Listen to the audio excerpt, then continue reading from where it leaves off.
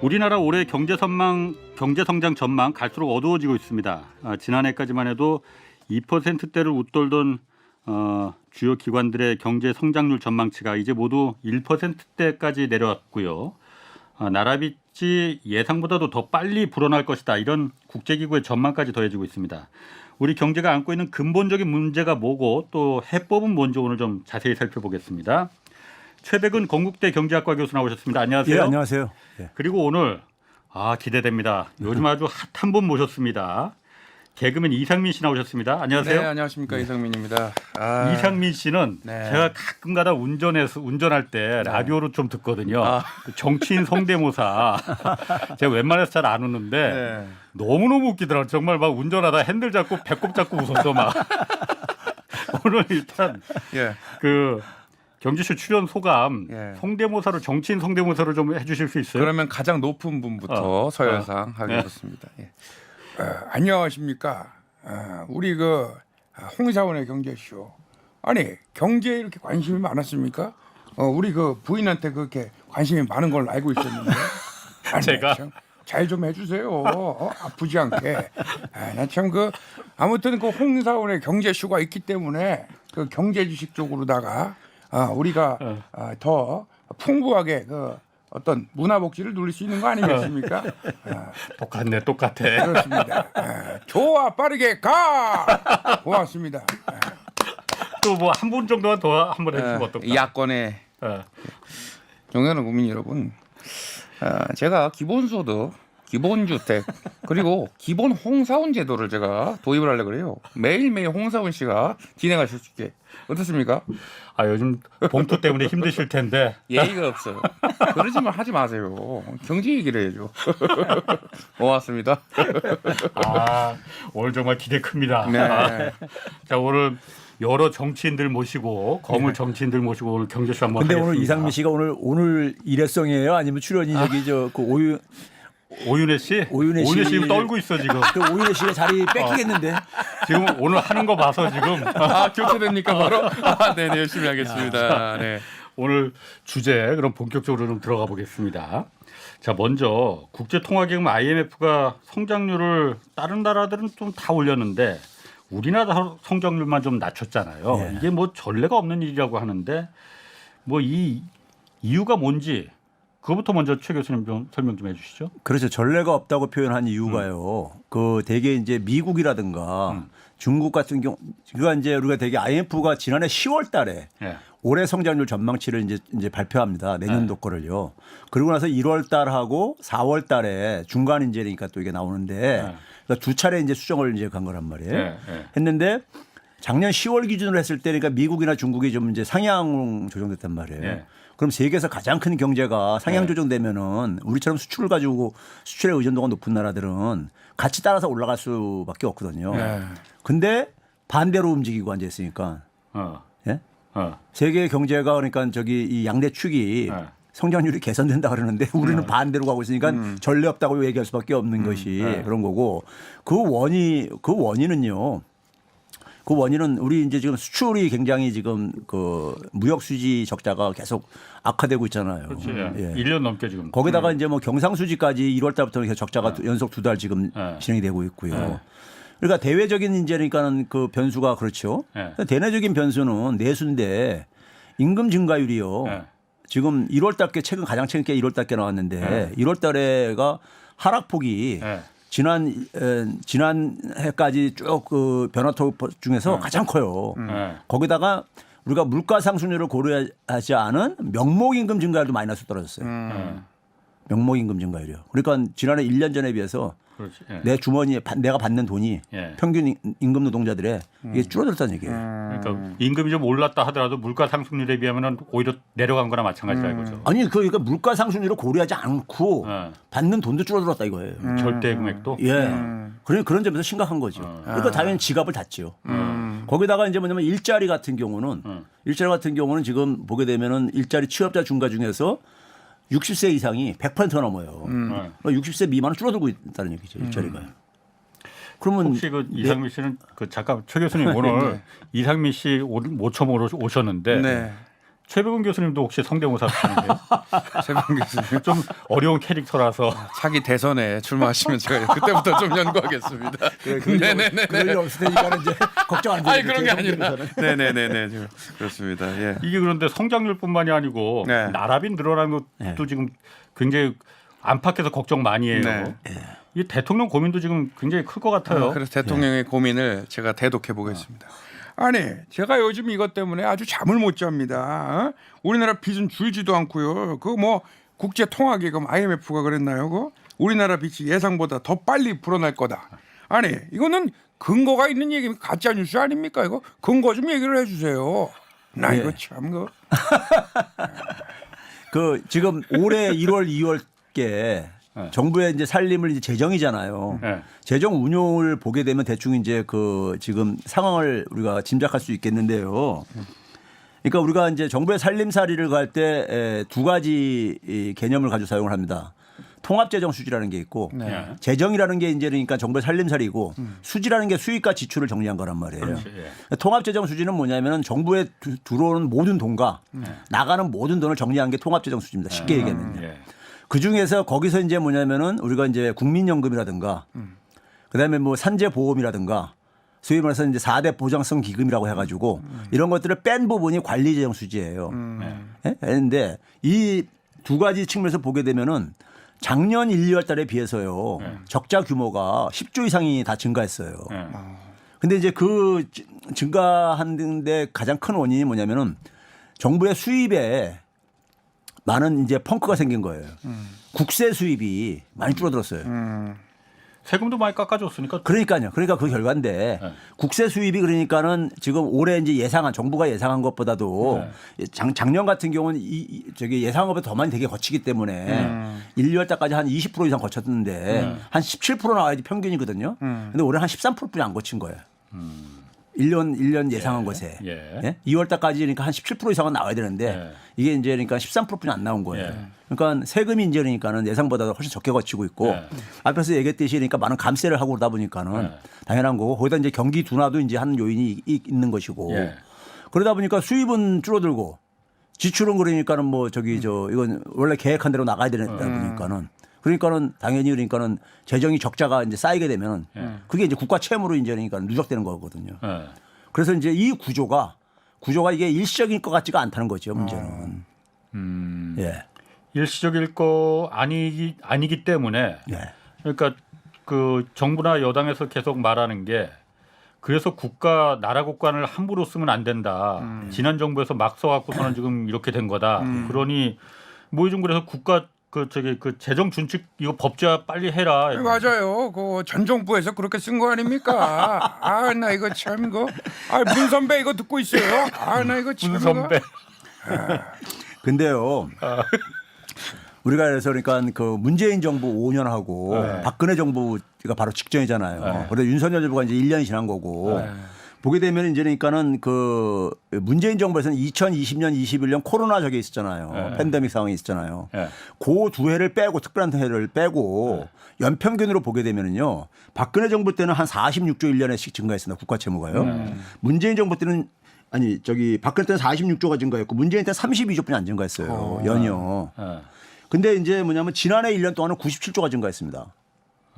예? 그러니까는 문재인 정부 때가 소위 팬데믹 기간 2년 빼면은 오히려 더 적게 증가했다 이거예요. 그다음에 이제 그러면 이제 되게 이제 현 정부가 지금 전 정부 탓하는 것은 팬데믹 상황 2년을 이제 그 얘기를 하는 건데 그때 이제 사실 많이 증가했어요. 한 250조 가깝게 증가했습니다. 2년 동안에요. 엄청나게 증가했죠. 그런데 우리나라가 제일 적게 증가했거든요. 주요 국가들 중에서. 주요 국가 중에서. 예. 뭐 국제결제은행 사이트에 들어가게 되면 쉽게 비교할 수 있으니까는. 그러니까 절대액도 굉장히 적을 뿐만 아니라 GDP 대비로도 굉장히 적어요. 우리는 한 자릿수고 다른 나라들은 다 두 자릿수 이상을 증가했기 때문에 그런 점에서 팬데믹 기간을 가지고 그러니까는 다른 해와 비교해 가지고 많이 썼다고 이제 그러니까는 방만하게 했다고 하는 것은 이거는 이제 저는 저기 객관적인 하나의 과학적인 논리라고 주장이라고 생각 안 하는 거죠. 그러면 지금 그 문제가 뭐 나라 빚도 문제지만은 부동산 이거 PF 이거 뭐 곧 터진다 막 뭐 6월에 이제 지금까지 애써 이제 막 돌려막기 하고 있는데 네. 하반기부터 본격적으로 문제 생길 거다 뭐 이런 얘기도 많거든요. 네. 또 부동산 하면 또 이분이죠 또 그러니까. 부동산 하면 역시 안녕하십니까, MB입니다. 우리나라 경제가 왜 이렇게 됐습니까? 내가 그래도 부동산 문제 하나는 내가 끝내주기 잘했지 않았습니까? 우리나라 경상수지도 적자, 부동산 PF가 위험하다, 내간이다, 막 이런 얘기 계속 나오고 있어서 난 노년층이 사실 걱정하고 있어요. 근데 밥은 잘 먹어요. 그래서 한국은행이 이번에 금리를 동결하면서 연내 금리 인하론에 선을 그었는데 시장은 그렇게 안 보더라고요. 보니까 시장은 금리를 인하할 것이다, 막 이런 기대감이 큰 걸로 아는데 우리 최백은 교수님은 현 시점에서 좀 어떻게 하는 게 맞냐 이런 질문을 하지 않을 수가 없다라는 생각을 가지고 있습니다. 먼저 부동산 지금 이 상황은요. 어떻게 보면 자초한 측면이 있고 우리 사회가 자초한 측면이 있는데 그게 바로 뭐냐면요.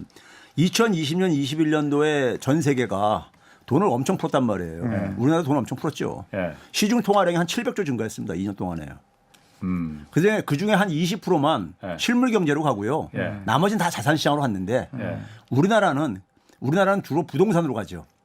미국은 주로 주식으로 가는데 우리나라는 부동산으로 가요.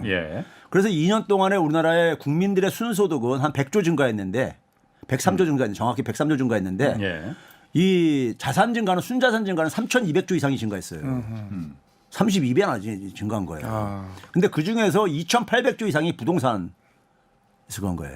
그러니까 온 국민이 그러니까 전부 다 이제 부동산 재테크에 다 올인을 한 거죠. 그러니까 부동산은 근데 기본적으로 이게 고가잖아요. 덩어리가 크잖아요. 그러니까 꼭 금융을 낄 수밖에 없어요. 그러니까 가계부채가 그러니까 급증한 거고 우리나라 가계부채가 GDP 대비로 주요 국가 중에서 가장 높은 나라 중 하나란 말이에요. 근데 전세까지 포함을 하게 되면은 그렇지. 전세 대출까지 포함하게 되면 우리나라가 150%로 압도적으로 높아요.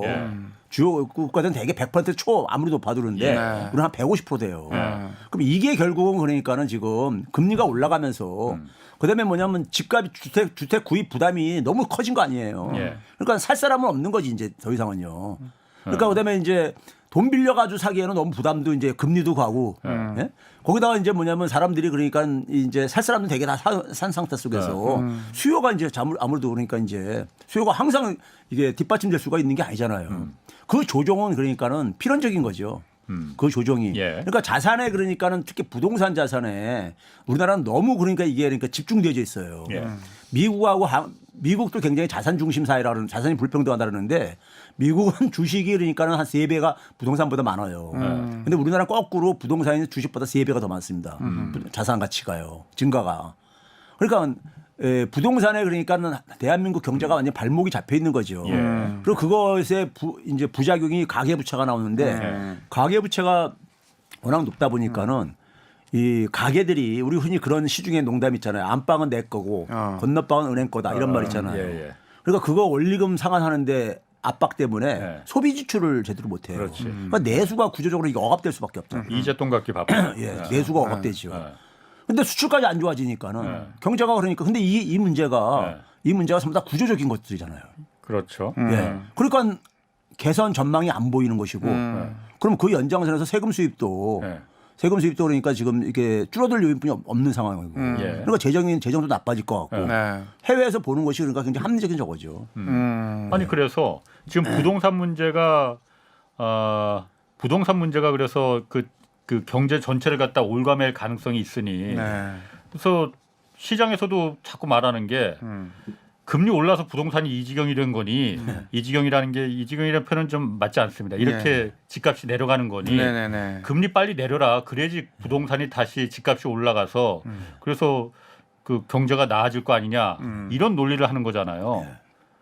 금리 그래서 내리라고 하는 거잖아요. 그러니까 그런데요. 우리가 경제 이론적으로 자산 시장 그러니까 부동산 시장이나 주식 시장에 그 조정을 위해 가지고 금리는 쓰게 안 돼 있어요. 안 돼 있습니다. 우리가 소위 말해서 세계 중앙은행들의 하나의 컨센서스라는 게 있는데 그 이제 잭슨홀 이제 컨센서스라고 우리가 흔히 표현하는데 미국 연준이 그러니까 매년 심포지엄 하는요. 잭슨홀. 근데 첫 번째가 뭐냐면요. 거기 명제 중에 첫 번째가 뭐냐면은 절대 그러니까는 거품을 꺼트리려고 하지 말아라. 금리 올려가지고 왜 그러냐면은 경제학적으로요. 거품이라는 것은 네. 사전적으로 알 수가 없어요. 어. 첫째는요, 사전적으로요. 둘째는 뭐냐면은 거품은 그러니까 이게 장기가 지속될 수가 없어요. 네. 왜 그러냐면은 아니 거품이라는 것은 시장 균형 가격에서 이탈한 거잖아요, 많이요. 네. 그럼 이탈을 하게 되면은 사람들은 합리적으로 행동하기 때문에 자산을 다 팔려고 할 거라 이거예요. 그래서 이게 떨어지고 시장 균형으로 다시 돌아온다 이거예요. 근데 이거를 그러니까 그 개인이 섣부르게 가격이 높다고 판단을 해가지고 자의적으로 판단을 해가지고 금리를 올려버리게 되게 되면은 만약에 이게 거품이 아니었을 때 실물 시장에 굉장히 부정적으로 준다 이거예요. 그래서 금리는 그러니까는 소위 말해서 물가라든가 미국 같은 경우 고용 일자리에만 국한하라고 돼 있어요. 통화신용 정책은 그렇지. 우리나라도 그래요 사실은요. 그리고 대개 이런 자산 가격의 문제들 같은 경우는 우리나라는 이제 금융위원회라는 게 있잖아요. 예. 미국은 연준에서 그것도 하고 있지만은 거기서 그러니까 소위 말해서 이 자산의 거품이라든가 이런 것을 할 수 있는 다른 정책들이 있는 거예요. 예를 들면 LTV 조절이라든가 DTI라든가 이런 것들이 그러니까 소위 말해서 거시 건전성 규제라는 게 있는데 예. 그런 걸로 해결하게 돼 있어요. 돼 있는데 우리나라 사람들은 모든 게 금리로 다 그러니까는 다 이걸 이해를 하는 측면이 있다 보니까는 하는데 문제는 인플레가 진정돼야지 예. 물가가 진정돼야지만이 금리를 내릴 수 있는 거잖아요. 예. 근데 미국조차도 그러니까 올해는 그러니까 금리 인하 없다 이렇게 해서 메시지를 보내고 있는 상황이고 예. 우리나라도 그러니까 지금 뭐냐면 여전히 4%대 이렇게 있는데 이게 그러니까 2% 밑으로 내려올 가능성이 빠른 시간 내에 쉽지 않다 이거죠. 그렇죠. 예. 그럼 그런 상황 속에서 물가도 안 잡혔는데 금리를 그러니까 내리는 것이 바람직하지 않다 보니까 이창용 한은총재는 기대하지 말아라 이런 얘기를 이제 메시지를 보내는 것인데 금리 인하는 기대하지 마라. 근데 문제는 뭐냐면 여기서 엉뚱한 사람이 튀어나오죠. 어. 금융감독원장이 이복현 금융감독원장이 시장 금리 더 내려가야 된다. 요즘 핫합니다. 아 본인이 뭔데 저기 그 금리에 대해서 왜 이렇군 저렇군 얘기를 하고 있어요. 아니 본인이 검사 출신이긴 하지만은 회계사 자격증도 있고 그렇던데. 회계사가 여러분 누구나 다 저기 그런 얘기 할 수 있는 겁니까? 아니 그 내가 볼 때 한은의 금통위원들이 굉장히 기분 나쁠 것 같아. 예, 그 기분 나쁠 것 같아. 금융감독원장이 왜 저 금리에 대해서 이렇쿵 저렇쿵 내려라 올려라 뭐 이런 얘기를 하고 앉았냐고요. 그러게. 금융위원장도 아니고. 그러니까 말이에요. 금융위원장 같은 경우도 네. 다시 그러니까는 굉장히 조심스럽게 간접적으로 전달을 한다거나 예? 그럼 자기가 그렇게 내릴 수 있는 환경을 만들어줘야 되는 거죠. 금융위원장이라면요. 그렇죠? 네. 근데 이건 금융감독원장이라는 사람이 왜 거기서 갑자기 튀어나와가지고 금리에 대해서 왈가왈부를 하냐고요. 최 교수가 아주 예리합니다. 아니 그렇습니까? 나 한번 더 출마하려 그래요. 최 교수를 모셔가지고 노년동 한번 놀러 오세요. 밥이나 같이 먹자고. 경제 교사. 건강은 괜찮으세요? 전 몹시 건강이 안 좋습니다. 그렇습니다. 그때 치료받으려고 나오고 그러셨던데. 그럼. 네. 그때 진짜 아파서 나온 거 아니죠? 진짜 아파서 나온 거 아니죠? 진실은 뭐 저 너머에 있습니다. 노년동에 말해줄게요. 고마워요. 아니 그러면 이복현 금감원장이 어쨌든 지금 은행들 돌아다니면서 기준금리는 아직 그 한국은행 이창용 총재는 그 인하할 계획 없다. 기준금리 내릴 계획 없다. 지금 물가가 워낙 아직 높은 실제로 굉장히 높은 상태잖아요. 그렇죠. 그런데 시중은행들의 뭐 5대 시중은행들의 대출금리 또 주택담보대출금리 특히 이거 많이 내려갔어요. 그러다 보니까 주택담보대출도 지금 다시 조금씩 지난달부터 늘어나기 시작했거든요.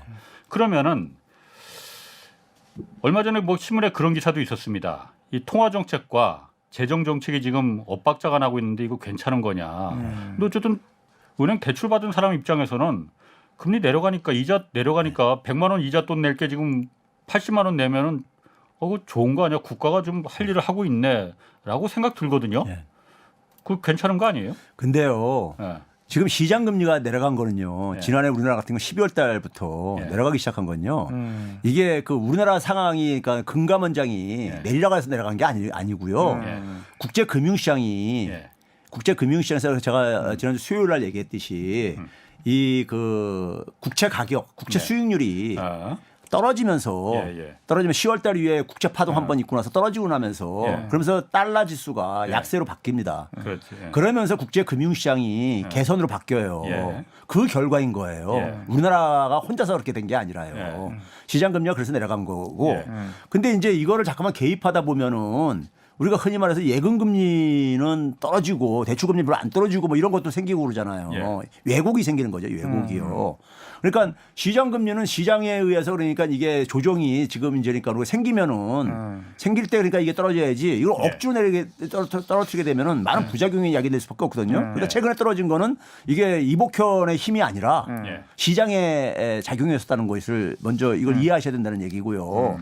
그리고 이제 기본적으로 아까 얘기했듯이 금리라는 것이 그러니까는 뭐 저기 저 국민들 개별적으로 다 맞춤형으로 예? 대출이 많은 사람한테 내려주고 예금할 사람들은 금리 높여주고 이렇게 해줄 수 있으면 얼마나 좋겠습니까? 그렇게 하면 안 되는 거죠. 그러니까요. 그게 불가능한 거잖아요. 그렇게 하는 건 재정이 할 일이지 그거는. 그렇죠. 바로 그겁니다. 그게 재정이 할 일이죠. 그러니까 어려운 사람들이 만약에 가다면은 사회적인 그러니까 어떤 합의를 전제로 해서 재정으로 그러니까 그 부분은 해결을 해야 되는 거죠. 예, 어려운 사람들에 대해서. 그걸 근데 금리로 하게 되면 금리는 시장 전체 경제 전체에 영향을 미친 거잖아요. 그럼 지금 이게 나중에 부작용을 그러니까 탈의돼서 돌아올 수도 있는 거예요? 아, 그럼요. 지금 그래서 이 금융권에서는 굉장히 불만들이 많아요, 지금요. 지금 이게 뭐하고 앉아있는 짓이냐, 이런 얘기가. 아니, 금리가 가장 중요한 가격 변수입니다. 금리에는 그러니까 모든 그러니까 경제 내용이 다 정보가 담겨 있는 거예요. 근데 그걸 사람이 그러니까 특정인이 그것도 그 금리의 방향을 그러니까 정하려고 한다면은 그게 무슨 시장 경제예요. 근데 기본적으로 그 금리를 그러니까 금리가 워낙 높으면은 국민들 위해서 상생금융 모여갖고선 낮추라고 좀 그 정부에서 좀 이렇게 말은 좀 할 수는 있을 것 같아요. 그런데 그게 금융감독원이 원래 그런 거 하는 겁니까? 그러니까 원래 금융감독은 원래 정부 직제상 그러니까 공무원 조직도 아니잖아요. 그렇죠. 특수법인이잖아요. 그렇죠. 이 정책을 갖다 결정하고 그러는 걸 금융감독원이 할 수 있는 건가? 아니죠. 금융감독은 말 그대로 감독하는 저거거든요. 그러니까 감독하는 기구인데. 주가 조작 감독하고. 예, 그렇죠. 이제 그러니까 금융 부분에 어쨌든 간에 이제 감독을 하는 기구인데 말 그대로. 그러니까 예를 들어서 그러니까는 은행들이 소비자 이익을 침해할 정도로 불공정하게 금리를 책정한다든가 했으면은 그런 것들을 그거를 이제 감독할 수는 있죠. 그리고 이제 그런 문제가 만약에 구조적이라면은 제도를 개선을 해야 되는 거죠. 제도를 개선을 해야 되는 거죠. 그런데 이건 금융감독원장이 작년 말부터 계속해서 제가 기억하기로는 10월 달부터 계속해서 금리 얘기를 그때부터 계속 하고 앉았거든요.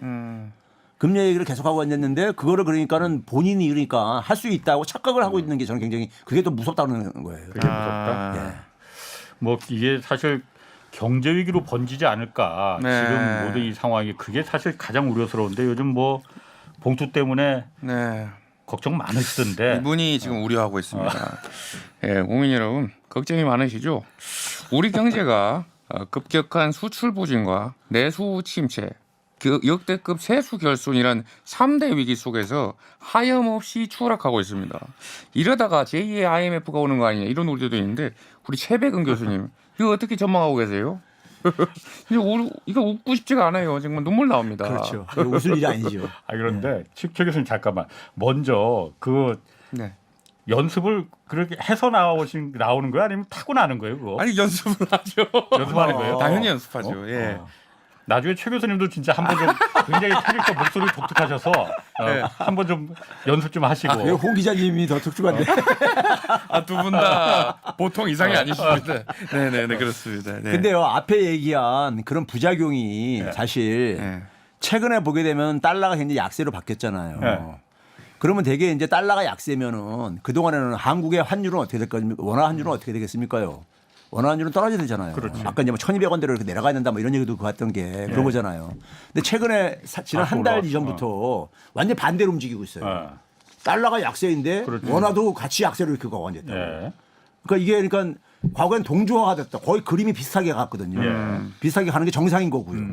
다른 나라 통화들은 그렇게 가고 있어요. 엔화나 뭐 위안화는. 엔화도요. 근데 우리 지난 2월 달부터 이제 그러니까 이 2차 국제 파동이 났었기 때문에 2월 달부터 제가 계산을 해봤어요. 최근까지요.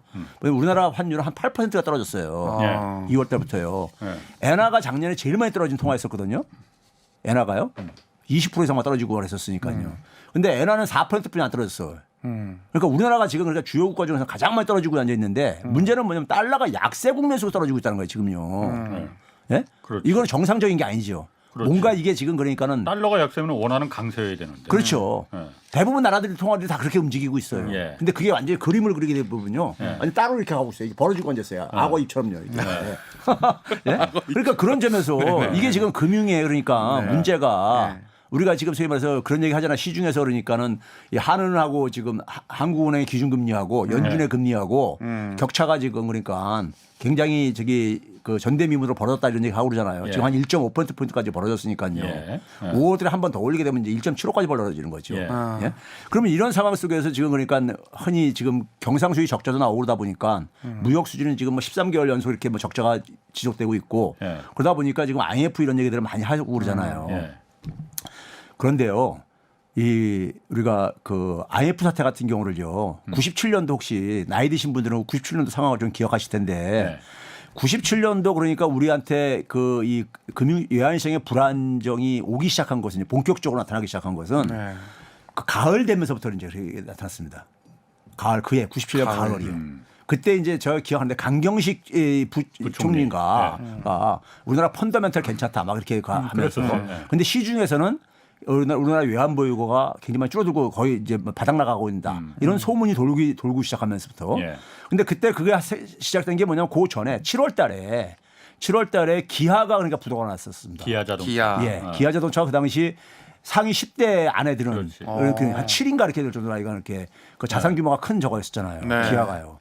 근데 기아가 부도가 났었죠. 네. 그래서 사람들도 깜짝 놀랐죠. 예. 국민기업이라고 이제 기아가 그 당시만 하더라도 그게 네. 물렸었는데 그때 왜 그게 났냐면은 동남아시아에서 동남아시아 태국이라든가 인도네시아 이 은행들이 파산하고 이제 그러면서 거기부터 시작됐죠. 그러면서 이제 뭐냐면 외국인들이 빌려주는 돈들을 연장을 안 해주고 네. 회수하면서 우리나라 같은 경우도 그걸 이제 회수되면서 이제 그러니까 거기서 그걸 막을 달러가 없다 보니까는 네. 터진 게 외환위기였었잖아요. 예. 그러면 우리가 그 속에서 우리가 볼 수 있는 게 뭐냐면은 이겁니다. 사람도 있잖아요. 우리가 보게 되면은 그 젊은 사람하고 나이 든 사람하고 예. 나이 드신 분들은 그러니까 기온이 떨어지거나 하게 되면은 네. 혈액 이게 순환이 네. 잘 안 돼가지고 그러니까는 갑자기 그러니까는 그 불운을 맞는 경우도 있고 그러잖아요. 네. 그러니까 우리가 평상시에는 피가 잘 이렇게 돌아야 되는 거잖아요. 예. 돌아야 되는데 이게 안 돌 때가 있는데 자금 시장, 금융 시장도 마찬가지입니다. 자금이 잘 돌 때는요 부채가 많아도 예. 별 문제가 없어요. 왜냐하면 새로운 그렇지. 빚을 빌려다가 이걸 계속 돌리면 되는 거니까요. 예. 근데 이게 안 돌 때, 예. 안 돌 때 갑자기 이제 그러니까는 이게 그러니까 여유 자금을 구하지 못하는 데는 이게 터지는 거예요. 아하. 그래서 우리가 97년도에 한진 칼 같은 경우는 부채비율이 굉장히 높은 기업에서 재벌 기업 중에서요. 예. 근데도 별 문제 없었어요. 97년 내내요. 그러다가 뭐냐면은 이제 외환위기 터지면서 그 문제가 수면 위로 이제 올라온 거거든요. 그럼 앞으로도 마찬가지입니다. IMF 사태가 한국에서 올 상황은 언제든지 열려 있는데 이게 뭐냐면 아까 얘기했듯이 대외적인 금융 환경이 나빠져 가지고 자금의 그러니까 순환이 안 이루어질 때 그때가 이제 그러니까 위험해지는 거예요. 그래서 작년에도 보게 되면 블룸버그 통신에서 한국의 원화 가치가 그러니까는 아시아에서 가장 취약한 통화 중에 하나라고 하면서 필리핀하고 태국하고 더불어 가지고 그랬었어요. 한국을 그래서 지목했었잖아요. 예. 그때 이제 그게 뭐냐면은 한국의 작년에 그러니까 금융시장 국제 금융시장 그 속에서 엔화를 빼놓고는 한국의 원화가 그러니까 주요 국가 중에서 가장 많이 떨어진 거예요. 아. 그 얘기는 결국 뭐냐면은 투자자들이 볼 때는 한국의 금융을 불안하다고 보는 거죠. 불안하다고 보는 거죠. 그러니까 그 불안 요소는 그러니까 우리가 제공한 거고 예. 그때 시장이 국제 금융 시장이 나빠지게 되면은 예. 자금의 그러니까 흐름이 갑자기 그러니까는 급격하게 변화가 생긴다 이거죠.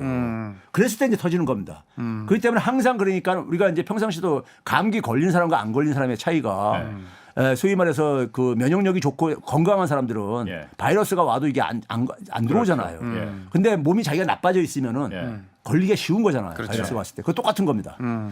그럼 지금 사실 기초 그 면역력 그 튼튼한 사람으로 따지면 면역력이 튼튼한 거고 예. 국가로 보면은 기초 체력이 튼튼한 그러니까 이른바 그 펀더멘털이 튼튼한 나라는 그런 금융위기나 경제위기나 이런 게 쉽게 오지 않는다라고 하는 건데 그러면은 지금 우리나라 같은 경우에 사실 불안한 게 경제 지표를 나타내는 많은 거의 모든 숫자들이 다 지금 빨간불이잖아요. 특히 우리나라 수출이 워낙 주도했으니 내수는 뭐 사실 그 도움이 그 성장에 도움이 안 되니 수출이 거의 주도했는데 무역 수지 계속 1년 넘게 지금 적자고 적자가 지속되고 뭐 이런 일이 사실 없었어요. 경상 수지도 지금 1월 달부터인가요? 지금 적자로 돌아섰고 수출 이거 뭐 지금 계속 안 좋습니다. 마이너스로 특히 중국에 대한 수출이 너무 많이 꺾여져 갖고 한때 우리가 중국한테 가장 많이 흑자를 보는 나라였었는데 그렇죠. 지금은 오히려 중국이 한국한테 흑자로 돌아서는 그렇지. 가장 많은 흑자를 내는 국가가 거꾸로 돼 버렸는데 이런 상황에서 지금 그 아까 지금 우리 상민 씨가 IMF 오는 거 아니냐고 얘기도 했지만은 예.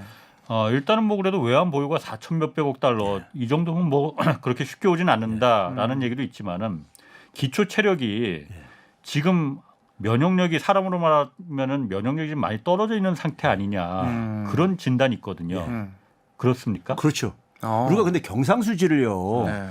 예, 우리가 경상수지가 1, 2월 달 적자지만은 예. 지난해 그러니까 대부분 달들이 어쨌든 흑자를 그랬을 때 예. 사람들이 이제 이게 경상수지에 대해서 그 깊은 지식이 없다 보니까 일반 사람들은요. 일반 국민들은 그러는데 경상수지는 크게 상품 수지 우리가 일반적으로 무역 그 수지 얘기 같다는 건데 물건 사고 또 수출하고 수입해서 예. 그다음에 혹시 이제 몰랐죠 경상. 네네 몰랐습니다. 서비스 네. 수지라는 게 있어요. 충청수지 이런 건 줄 알아가지고 네, 죄송합니다. 네, 서비스 수지는 그러니까 여행 가서 돈 쓰고 네. 충청수지 좋았어. 여행객들이 와서 전라수지 제주수지. 예, 여행객들이 와서 돈 푸는 거 이게 네. 서비스 이제 여행 네. 서비스라 그러니까요. 이런 거 하고 그다음에 이제 이제 두 개가 더 남아있지만 이제 하나는 이제 별 이제 큰 의미가 없고 네. 마지막으로 간 게 뭐냐면 지금 우리나라 사람들이 해외 미국 주식 투자하고 그러잖아요. 그렇죠. 예. 그걸로 이제 그러니까 우리가 소위 배당. 말하는 투자 소득이라는 게 있습니다. 어. 투자 소득이요. 예. 근데 배당 소득이 대부분이죠 우리나라는요. 예. 네. 그러니까 배당 소득이 그동안에 그러니까는 무역 수지 적자 속에서도 예. 적자 속에서도 배당 소득이 그러니까는 이게 흑자를 만드는 견인차 역할을 했던 거예요. 예. 근데 제가 일전에 여기 나와서 한번 얘기를 한 것 같은데 이 배당 소득은요 기업, 가게 이들이 챙기는 돈이에요. 그렇죠. 예. 그런데 근데 이 돈은 그러니까 정부에서 그러니까 외화를 그러니까 한국은행에서 사들이지 않는 이상에는 이거는 그 개인들이 컨트롤할 수밖에 없는 부분이에요. 개인 돈이지 그거는. 예. 그렇기 때문에 이걸 가지고 그러니까 우리가 저기 저 경상수지 흑자가 계속되고 있기 때문에 아무 문제 없다. 이렇게 해석하면 곤란하다는 얘기고요. 나라가 위험하다고 해서 개인들이 자기가 갖고 있는 달러 내지 않는다. 그렇죠. 이거는. 아하. 예. 그래서 그걸 좀 구분을 첫째 해야 되고 네. 둘째는 뭐냐면은 작년까지만 하더라도 어쨌든 코로나 이 상황 속에서 여행들을 좀 어쨌든 간에 이게 좀 이제 좀 자제가 되고 그랬었잖아요. 네. 근데 이게 최근에 이제 여행이 막 폭발적으로 증가하고 있잖아요. 네네네. 그래서 서비스 수지가 최근에 급속도로 악화되고 있어요. 아. 서비스 수지가 그나마 우리가 좀 이제 우리가 주로 적자를 가는 하나의 항목인데 서비스 수지가 그렇게 적자가 크지가 않았었어요. 근데 이게 갑자기 커지고 있어요. 이제 최근에 그러니까 예? 커지면서 그러니까 이게 그러니까는 지금 깎아먹고 상품 수지하고 서비스 수지가 합쳐지니까는 네. 이게 배당 소득보다 이제 더 이제 초과하게 되는 거예요. 지금요. 예. 그러면 이게 지금 이 두 개 상품 수지하고 서비스 수지가 네. 향후에 개선될 조짐이 보이느냐? 이게 아니라는 얘기죠. 예? 거기다가 이제 뭐냐면은 그 이 배당 소득 이 주식 이거 같은 경우들은 지금 국제 금융시장이 굉장히 변동성이 크기 때문에 네. 4월 달 같은 경우는 아마 이제 경상수지 적자가 좀 크게 나타날 거라고 생각하는데 외국인들이 배당 받아가는 날이거든요. 아하. 4월 달은 오히려, 원래가 적자가 그렇지. 나는 날. 네. 그러니까 이제 지금 뭐냐면 3월 달은 지금 제가 볼 때 어떻게 될지 모르겠지만은 4월 달에 또다시 경상수지 적자가 크게 증가하게 되면 굉장히 불안하죠. 불안하게 증가할 수 있을 텐데 그런 점에서 우리 경제가 지금 그러니까는 구조적으로 지금 그러니까 외국인들은 그걸 다 안다고요. 그렇지. 여기 투자하고 있는 우리나라가. 네. 그러니까 우리나라가 얼마나 지금 그러니까 부실한지를. 아니, 그리고 이 그러면은- 문제가 네. 짧은 시간 내에 이게 개선될 조짐이 안 보이는 거죠. 사실 1997년에 그 외환위기 때도 뭐 태국부터 시작해서 이렇게 동남아시아권에 좀 인도네시아, 퍼졌지만은 그게 그 순수한 의미의 어떤 그야말로 그 국가가 부실해서 이렇게 한 부분도 물론 있겠지만은 외국 투기자본들이 장난친 것도 큰 역할을 했었잖아요. 지금 그러면은 뭐 이 부분 뭐 상상하기 싫지만은 지금 한국의 그 기초 체력이 많이 약해져 있는 상태잖아요. 외국의 투기자본들이 한국이 지금 기초 체력이 약해졌으니 저 상황을 이용해서 큰 돈을 벌 수 있는 기회야 이렇게 보고 있을 수 있습니까? 그 저는 이제 그 투기 자본들은요. 예. 투기 자본의 이제 그러니까 가장 이제 핵심은 아무래도 이제 월가 자본들인데. 예. 월가. 자본인데 월가는 있잖아요. 그 이 워싱턴하고 예. 항상 긴밀하게 그러니까는 소통을 합니다. 아. 소통을 하는데 미국이 지금 그러니까는 금리를 조만간 종료를 한다는 이런 신호를 내 가지고 어쨌든 간에 이제 그 미국 주시장도 그러니까 지금 아직까지는 좀 불안한 요인은 계속 남아있지만은 아직까지는 그러니까 안정적인 이런 모습을 보이고 있고 거기다가 경기 침체가 곧 이제 온다 그러니까는 시장금이 떨어지고 있잖아요. 시장금이 떨어지고 있는 것이 약달러로 지금 이어지고 있는 것이고 그 상황은 우리한테 지금 이제 도움이 되는 건데 아까 얘기처럼 그러니까 미국이 만약에 그러니까는 미국에서 그러니까는 이 포지션을 바꾸는 것이 나오면은 투기자본들도 같이 움직일 겁니다. 투기자본들은 그러니까는 정책적으로 그러니까 미국의 금융지표들이 바뀔 가능성이 있을 때 움직이지 자기들만 가지고 움직이면은 이 효과를 보게 가기 때문에 그래서 이 미국의 그러니까 금융시장에 저는 지금 제가 볼 때는 작년 10월 달에 한번 파동이 있었고 올해 이제 3월 달에 2월 3월 파동이 있었는데 이제 되게 과거 역사적으로 보게 되면 세 번째 정도 작은 파동이 일어난 다음에 터지더라고요. 그래서 지금 상황이 만약에 예를 들어서 이제 그러니까는 금융시장이 특히 미국 금융시장이 악화되는 시점에 투기자본들이 그러니까 움직일 가능성은 있다. 이렇게 보는 거죠. 그럼 그때 우리나라도 위험에 들 가능성이 조금이라도 있는 거죠. 있는 거죠, 당연히요.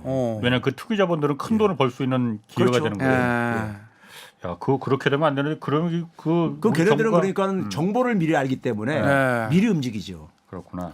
베팅을 하죠. 그것 때문에 이제 우리 정부가 이제 풀어야 될 과제가 이제 한적한데 이제 뭐 근데 이번에 한번 봐보세요. 그래서요. 그러니까 최근에 이제 아까 얘기했듯이 3월 한 달 전부터 환율이 그러니까 이상하게 움직이고 앉았으니까. 그래서 나온 것이 뭐냐면 한국은행하고 국민연금하고 달러 스와프를 맺은 거 아닙니까? 그렇죠. 달러 스와프를 서로 빌려주고 어려울 때 하자고. 350달러를 1년 동안 갖다 쓰겠다는 거 아닙니까? 외환보유고를 한국에 갖고 있는 거를요.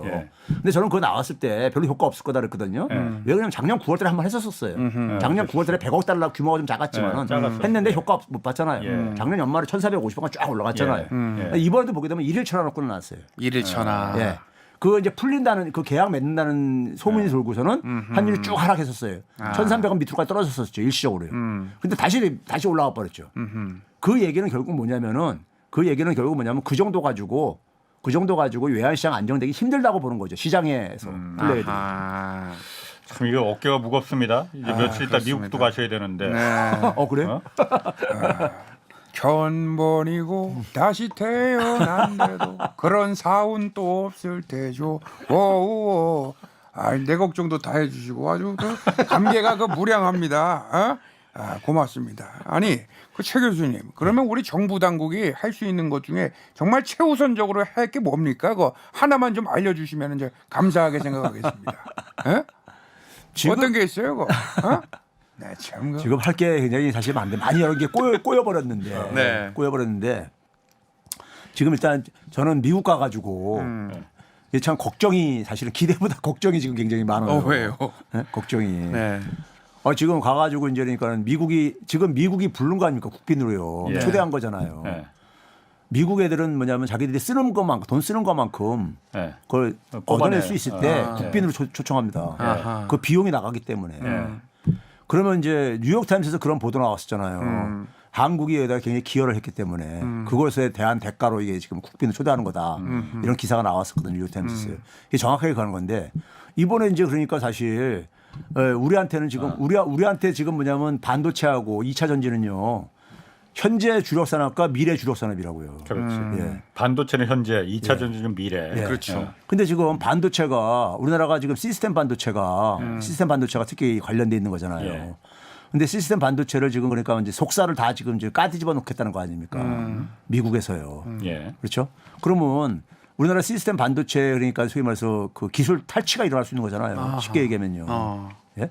뭐 그럴 가능성 아니 다 뜯어 산업 현장도 보고 회계도 보고 다 보겠다는데 뭘 저기 그런데. 아니 그러면은 제가 영어 연설로 하면 되는 거 아닙니까? 시스템 반도체 돈 터치. 노 터치. 오케이? 라이트? 땡큐. 이러면 되는 거 아닙니까? 어그레시브하게 가야죠. 어그레시브하게 바로 그 너무 그 레귤레이션을 걸면은 되는 게 없습니다. 돈 터치. 이든희 형님 알아들었죠? 이든희 형님. 고맙습니다. 땡큐. 작년 9월 달에요. 삼성전자의 반도체 부문 사장이 경계현 사장입니다. 이 양반이 저 기업 사장이 함부로 정부에 대해서 뭐 이렇게 얘기 안 하고 그러는데 작년 9월달에 일부러 이제 기자들이 이제니까는 그 쫓아온 기자들을 대상으로 그때 그 경계현 사장이 아주 그냥 공개적으로 저기 이제 얘기한 게 있어요. 우리 중국 시장 포기 못하니까 8월 달에 이제니까 그 반도체법 통과되고 나서 그러면서 이제 1년 유예를 받았잖아요.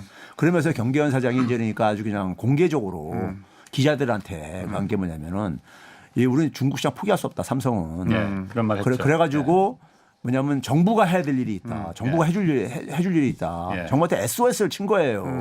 근데 그 이후에 정부에서 나온 답은 기업이 할 일이다. 그렇잖아요. 미국에서 전 정부에서 가는 거에 대해서. 예? 정부가 그렇게 말했어요? 그렇죠. 그러니까 이제 정부에 대해서 막 얘기 나오니까는 그건 기업들이 그러니까는 할 일이 기업의 할 일이다. 그 법을 이제 이렇게 독소 조항들 좀 이제 과거하는 거 이런 것들. 그 해당 기업이 그러니까 해당 기업의 문제니까 해당 기업이 풀 문제다. 이런 식으로 했다고요. 난 그거 보고서는 그 기업 그 의미가 정부가 말하는 그 의미가 기업이 알아서 해라 이 의미를 막 직접적으로 대놓고 말한 건 아닌 것 같아요. 아니에요. 그 질문 나왔을 때 그렇게 나왔어요. 아니 그거 다시 한번 살펴보세요. 네, 살펴보세요. 뭔가고 이해를 잘못하시고 가신 것 같은데 레귤레이션을 왜 이렇게 겁니까? 나 이거 참 체인지 싱킹을 해보세요. 나 이거 참 여기는 근데 이거 한잔 안 합니까 오늘은? 참 이거 횟집 한번 갈까요? 플러스면은 한 잔 있어야 될 거 아닙니까? 논 플러스보다야. 네, 참 이거. 무슨 얘기하려다가 지금 그러니까 지금 우리 메모리 반도체가 메모리 반도체가 지금 그러니까 이 그 일종의 우리가 그 대만의 TSMC 파운드리보다 이 변동성이 굉장히 큰 사업이잖아요. 경기에 굉장히 민감하고요. TSMC는 그러니까 이 파운드리는 팹리스와 같이 이제 묶여가니까 설계 위탁 받아가지고 설계를 위탁 생산하는 거잖아요. 그러니까 굉장히 부가가치도 높고 어쨌든 간에 하여간 그래서 그 영업이익률도 보게 되면 TSMC가 굉장히 높습니다. 40%대 막 이렇게까지 가니까. 근데 어쨌든 간에 변동성도 굉장히 크잖아요. 그러니까 삼성이 일로 이제 진출하려고 하는 거 아니에요. 파운드리로 TSMC를 따라잡겠다고 하겠다고 하는 거잖아요. 근데 지금 재밌는 일이 하나 있어요. 뭐냐면은 TSMC는 미국에다가 생산 공장 짓는 게 굉장히 소극적입니다. 그래요? 예. 그러니까 뭐 저기 최소한 지으려고 하려고 이렇게 하고 있어요. 그 왜 그러냐면은 자기들 기술 다 탈취해갈까 봐 그러는 거예요. 걔네들이. 예? 그리고 뭐냐면 대만은요. 대만 TSMC는요. 대만 애들이 약은 건데 그 파운드리가 발전하려면은 팹리스가 있어야 되잖아요. 그렇죠. 반도체 설계하는 회사. 네, 설계하는 회사가 있어야 되잖아요. 그래서 대만에는 그러니까 대만의 팹리스가 굉장히 강합니다. 팹리스가요. 그러니까 뭐냐면 고객을 그러니까 다변화시킨 거예요. 그래야지만 협상력이 생길 게 아닙니까? 그래가지고 TSMC가 지금 그러니까 미국의 주요 고객들을 다 잡고 있는 거란 말이에요. 근데 TSMC가 이제 그러니까 미국에 하는 의도를 지금 아니까는 최소 소극적으로 접근하고 있다고요. 근데 또 미국 입장 속에서는 중국을 어쨌든 간에 이거를 그 짓누르기 위해서는 한국의 메모리 반도체에 절대적으로 의존도가 높단 말이에요. 중국이요. 그러니까 이제 삼성을 어쨌든 끌어다가 중국하고 끈 관계도 끊고 이렇게 가는 거잖아요. 우리는 중국 시장 포기하라는 얘기 아닙니까? 쉽게 얘기하면요. 그러면은 그렇게 우리가 잃는 게 있으면은 지금 대만의 TSMC가 지금 미국을 가게 되면은 그 자리를 좀 우리가 뚫고 들어가야 된다고요. 네? 대만 TSMC가 좀 그 투자를 좀 약하게 하겠다고 하니까 그 자리를 한국의 삼성이 좀 삼성은 지금 그 부분을 육성하려고 하고 있잖아요. 지금. 그래서 거기에서도 상당히 TSMC 다음으로 지금 이렇게 쫓아가고 있는 상황이잖아요. 그러니까 삼성은 중국 시장을 잃는 대신에 파운드리 지금 육성을 하려고 하고 있으니까는 그거를 미국한테 우리가 그러니까 그쪽에서 좀 이제 역할할 수 있도록. 근데 미국 입장 속에서는 저 대만과 TSMC는 이게 불안한 게 있거든요. 어떤 불안한 게 있냐면은 저 중국이 언제 갈지도 모르겠고 전쟁 날 저거 언제든지 저거는 하기가 좀 불안하단 말이에요. 그러다 보니까 미국이 지금 뭐냐면 일본하고 지금 그러니까는 이 파운드리를 하려고 하고 있어요. 네? 일본 반도체하고. 한국 말고. 그렇죠. 그래서 합작으로 저기 만들고 있고 그러잖아요. 그 지금 대만 TSMC가 일본에 그 합작 공장 설치하고 그 지금 계획하고 그런 것도 다 그런 포석인 거예요, 그러면? 그 TSMC가 그러니까는 그걸 알고서 이제 들어가는 거지만은 미국이 일본 기업하고 같이 합작으로 하기로 했다니까요. 네? 그러면 이제 왜 우리가 챙기지 못하고 우리는 챙기지 못하고 미국 입장에서는 어떻게 보면 TSMC의 대안을 마련해야 될 게 아닙니까? 그러니까 일본을 이전이니까는 일본을 마련하게 미국은 생산은 더 이상 할 나라가 아니거든요. 그러니까 이제 가는데 그 자리를 우리가 그렇게 굉장히 많이 양보했으니까 우리도 좀 얻어내는 게 있어야 되잖아요. 그러니까 이거를 가서 좀 그러니까 이번에 좀 얻어내야 되는 거죠.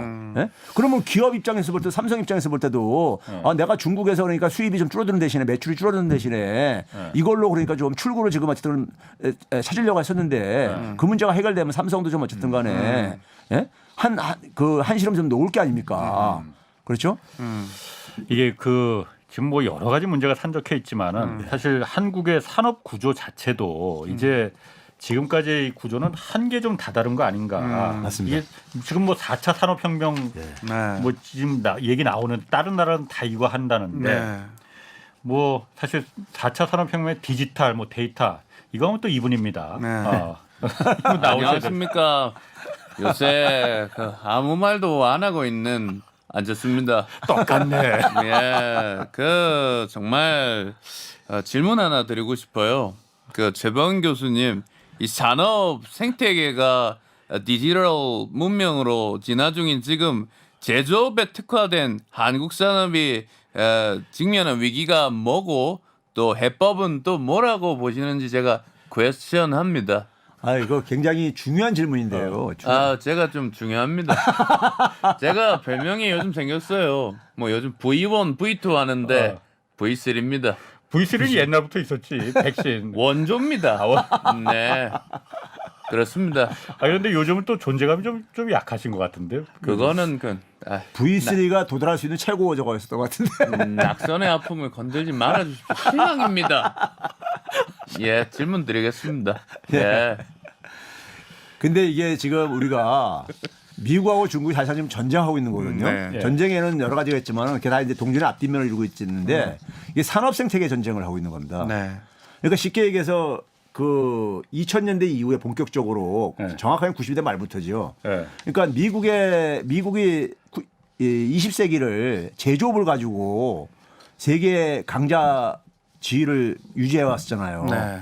그러다가 제조업 이후에 새로운 이제 그러니까 대체 산업을 못 만들어내고 있다가 90년대 중반 이후에 IT 혁명, 이런 인터넷 혁명이 일어나면서 소위 말해서 이제 플랫폼 사업 모델이 이제 나온 거란 말이에요.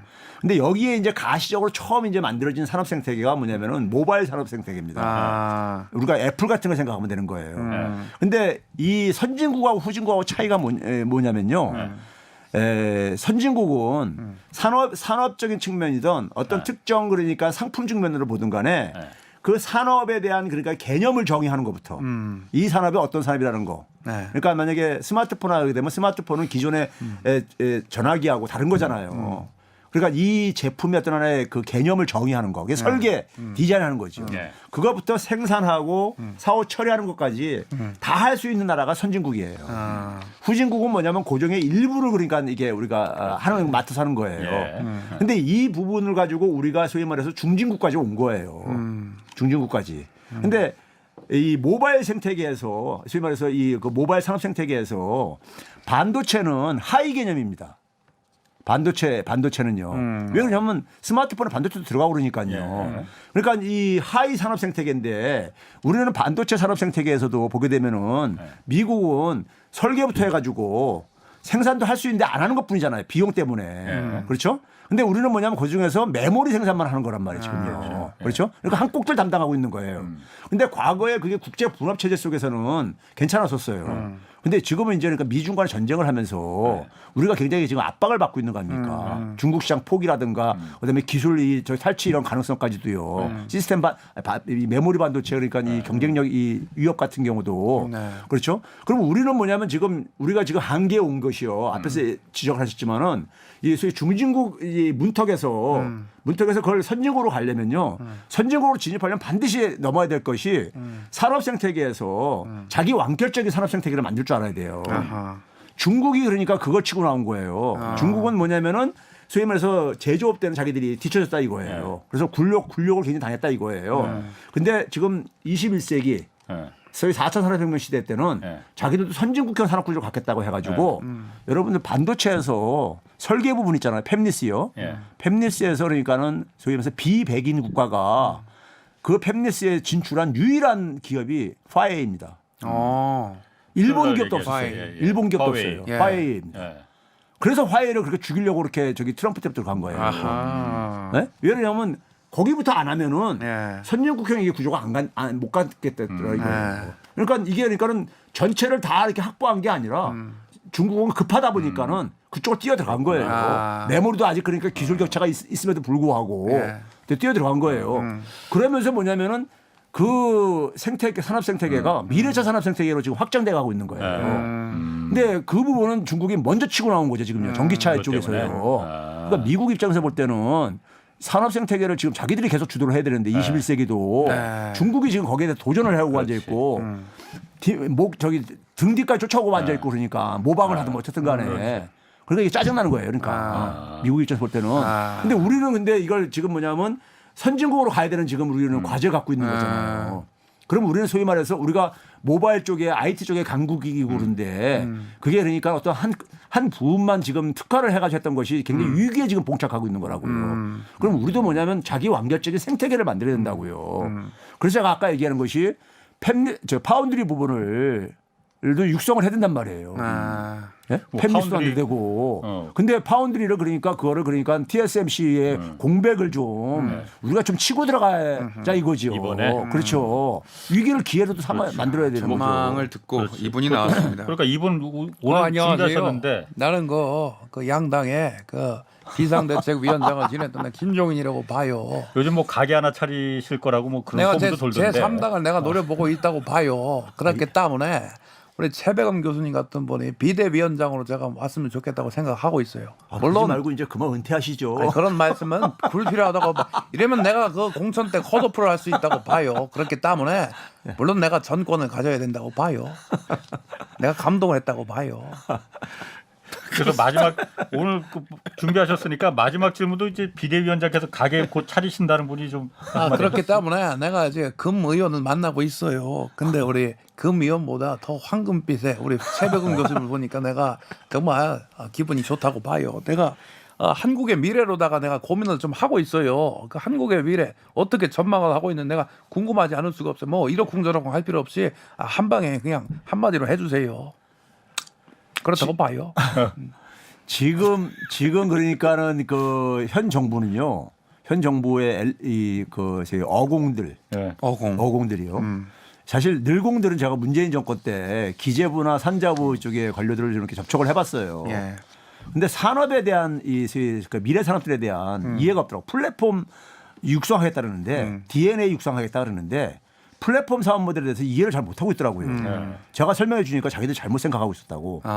그래서 되게 보면 역대 정부들이 보게 되면요. 정권 바뀔 때마다 그 이제 정책 발표하면요. 네. 그 기자들한테 보도자료 나눠주잖아요. 그 페이지 수가 많아집니다. 왜 많아지냐면은 그 앞선 정부에서 했던 자료들에다가 플러스 다음 정부의 색깔을 입혀야 되잖아요.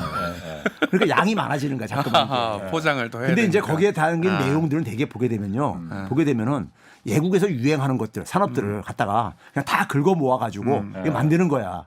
근데 이게 그러니까 전체 그러니까 산업 체계라든가 산업 생태계를 알고서는 만든 게 아니더라고요. 보니까. 그러면 이거를 보충해야 될 게 누가 해야 되냐? 어공들이 해야 되는 거예요. 근데 우리나라 어공들이 지금 갖고 있는 가장 큰 문제가 뭐냐면요. 우리가 저는 그렇게 생각합니다. 한미동맹보다 더 중요한 게 국익이라고 생각하는 거예요. 우리한테 제일의 목표는 국익이죠. 기준이. 한미동맹은 하나의 수단이잖아요. 근데 우리 이 지금 집권 세력의 이 사고관 세계관은 한미동맹을 가장 그러니까 최상에다 놓고 있는 것 같아요. 네? 그러다 보니까 한미동맹은 기본적으로 수직적인 체계잖아요. 그 속에서 그러니까 이걸 그러니까 주고받는 이런 얘기를 못 하는 거예요. 그러니까요. 산업 체계를 그러니까 업그레이드. 그럼 이런 식으로 끌려가게 되면은 미국은 지금 뭐냐면 중국을 지금 주저앉히기 위해서 우리를 소모품으로 삼고 있다고요. 그런 의미에서 그런 점에서 그러니까 저는 한국 경제가 지금 굉장히 그러니까 많은 국민들이 걱정하는 방식으로 지금 국익이 최우선으로 생각하는 그런 정책을 좀 펼쳐주기를. 그래 되는 거죠. 그게 선출 권력이 해야 될 일 아니에요. 오늘 그래서 최백운 교수님하고 또 오늘 정말 웃겼습니다. 예. 이상민 씨 마지막으로 오늘 경제쇼 출연하신 소감 한마디. 안녕하십니까. 이분 나오셨네. 오늘 경제쇼 플러스 그리고 새벽은 교수의 강의 잘 들었습니다. 이 강의를 듣고도 구독과 좋아요를 하지 않는 자 모두 사퇴하십시오. 고맙습니다. 네, 홍사원의 경제쇼 플러스 여기서 마치겠습니다. 고맙습니다. 고맙습니다. 오윤혜 씨가 자료가 유퇴하겠어요.